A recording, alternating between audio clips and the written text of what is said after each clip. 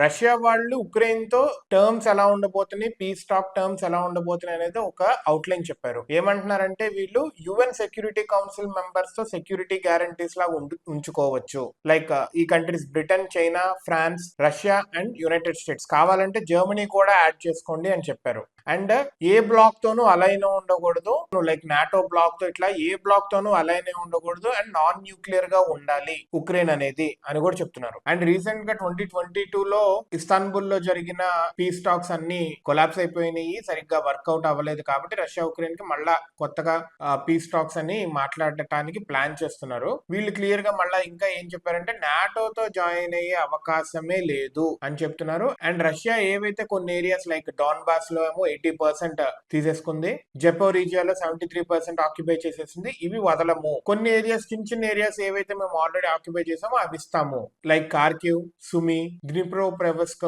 ఇట్లాగా ఇలాంటి కొన్ని రీజన్స్ మేము ఇచ్చేస్తాము as part of piece talks అని చెప్తున్నారు. కానీ ఇవి మాత్రము ఉక్రెయిన్ పీస్ టాక్స్ తో అలైన్ అయ్యేలో ఉక్రెయిన్ వాళ్ళేమో అసలు టెరిటరీ అనేది ఇవ్వము అండ్ నాటోలో జాయిన్ అవ్వకపోవడం అనేది కూడా మేము ఒప్పుకోమని వాళ్ళు అంటున్నారు. రష్యా వాళ్ళేమో ఇలా అంటున్నారు. చూడాలి అసలు పీస్ టాక్స్ అనేవి అవుతాయా, లేకపోతే ఈ చిన్న ఏరియాస్ ఇంకా లోపలికి గొడవ ఇలాగే ఉంటే కనుక ఇంకా లోపలికి వచ్చేస్తుందా రష్యా అనేది కూడా చూడాలి.